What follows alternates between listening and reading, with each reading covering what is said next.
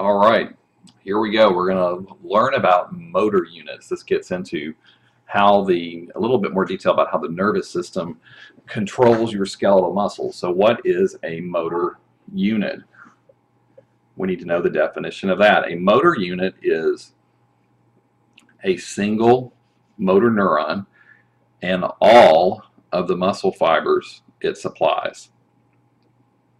Okay, so we've learned before that a single motor neuron over here, there's its axon.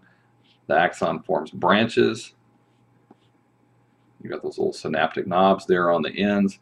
And we've learned before, we've got a muscle fiber there. We've got one over here. We've got one over here. Of course, they won't really be arranged in like that at different angles. But you know what I mean, those are muscle fibers. So all of those muscle fibers are within the same skeletal muscle. So this motor neuron over here is not going to be reaching out and contacting skeletal muscle fibers in more than one muscle. So these may all be in the biceps brachii muscle. They might all be in the triceps brachii muscle. They might all be in the brachioradialis. But they're not going to be, it's not going to be reaching out and contacting two of those different muscles at the same time.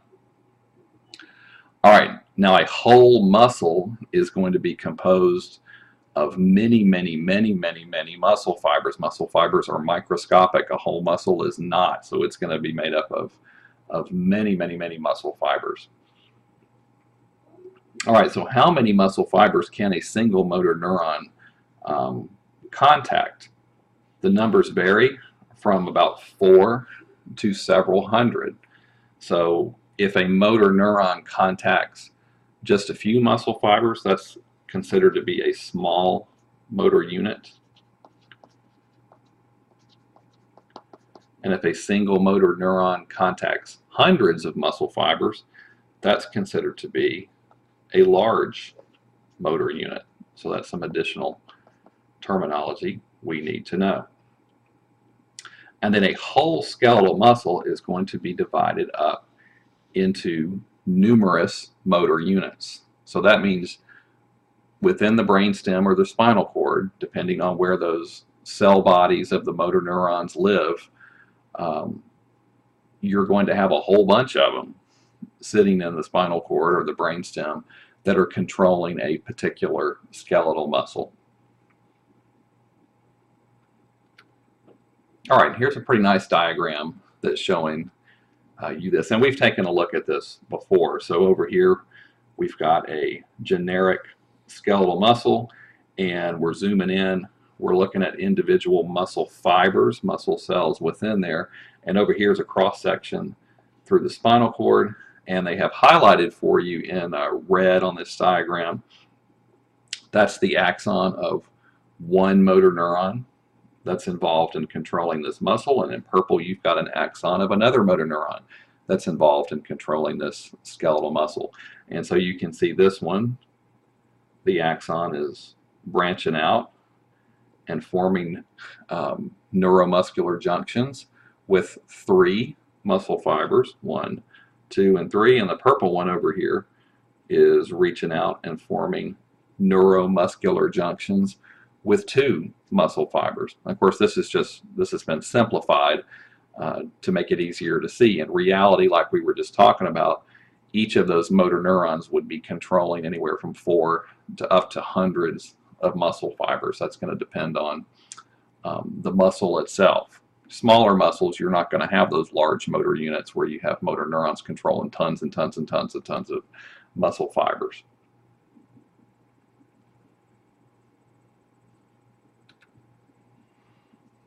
All right, so a little bit more about your small and large motor units. So the smaller motor units help you with fine movements, you know, like little subtle movements of the eyes, moving those back and forth. You have very small muscles that exist around your orbital cavities that help control your eye movements, like when you move the eyes up and to the right or down and to the left or laterally or medially. You're going to need, that requires fine control. Or think about when you're grasping something with your thumb and your index finger and you're trying to make very delicate movements.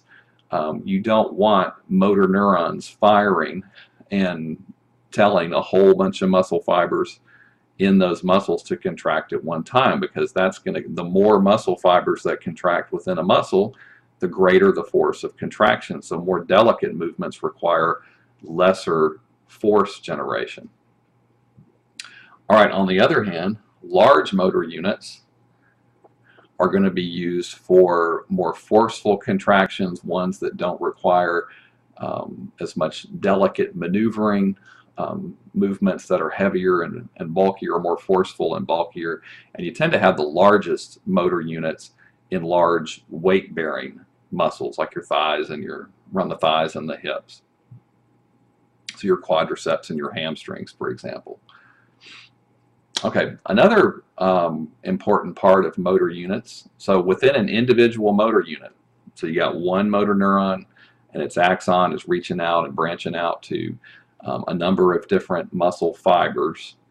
And those muscle fibers are actually going to be spread throughout the muscle. So they're not really all going to be jam-packed tightly together. They're going to be scattered around the whole muscle itself. That way, a single motor unit, like we see here, will actually, when that motor neuron sends its action potential all the way down the axon and down all those axon branches to all of the muscle fibers it controls, it's going to have an influence over the entire muscle rather than just in a local area. And that makes sense, because like if your biceps brachii muscle in your upper arm is contracting, you want contraction to be evenly distributed across the whole muscle. You don't want like some little cluster somewhere in the muscle contracting. That's not going to make the most efficient use of that muscle. Oops, I did not want to turn the pin on. Usually I forget to turn it on. Okay, some additional tidbits here. Motor units in a muscle usually contract asynchronously.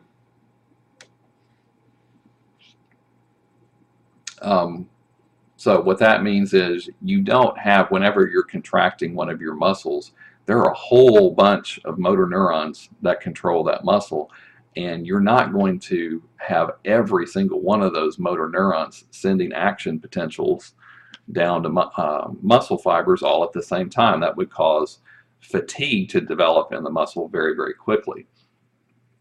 So your brain up here, your brain is what's deciding, making decisions about which skeletal muscles you need to contract for particular movements, whatever it is that you're doing.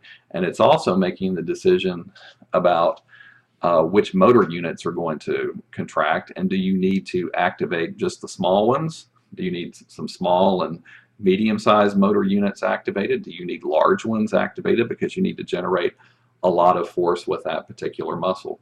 So like they're showing you on here, the brain sends signals. Let's say you're going to contract your deltoid muscle. I'm assuming that's supposed to be the deltoid muscle there. It's not the greatest drawing. So the motor neurons that control your deltoid muscle are going to be sitting in the spinal cord over here. So the brain is going to send impulses. It's going to stimulate the proper motor neurons that live here so that the right ones will send their action potentials over here to the deltoid muscle so that it can contract and allow you to raise your arm.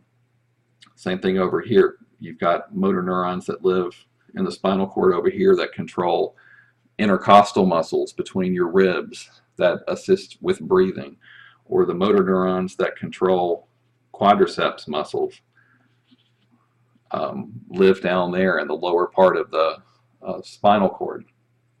So when you're going to contract quadriceps muscles, the brain has to send signals down to those motor neurons, and it's going to stimulate the right number of them, the small, medium-sized, or large motor units as necessary to generate the proper amount of force. Okay, that is called brain recruitment. The brain is said to recruit motor units for activation. So the brain stimulates the small, the medium-sized, the large motor units, whatever it is that you need, so that you generate the proper amount of muscle contraction. That's called recruitment. If you exercise, if you work out, you read about working out, you'll hear that term used as well. You know how if you first start working out, you make amazing strength gains right away? And that's not so much because your muscles have grown and expanded in size at first. You have those dramatic strength gains because your brain up here has learned better how to recruit the proper motor units. You've trained your brain. The brain knows, oh, here he goes again, or here she goes again. I'm going to pick up a really heavy weight. So the brain knows better how to stimulate those larger motor units that control the muscle you're going to use for that particular movement. So those early strength gains are more about the nervous system more so than your skeletal muscles. Interesting stuff. Okay, so the next lecture now we're going to talk about, okay, so we've heard the story about how a motor neuron sends an action potential down its axon, and then that causes acetylcholine to be released across the synapse. That binds to the acetylcholine receptor on the muscle fiber membrane. That sets off an action potential across the muscle fiber membrane, and then that eventually leads to our cross-bridging. Our actin and our myosins wind up contacting each other and sliding across each other. But how do you sustain that? I mean, you don't just, I mean, you guys know that when you contract your muscles, you don't just contract and relax. Very often you use your muscles for a long period of time, so you've got to sustain those contractions.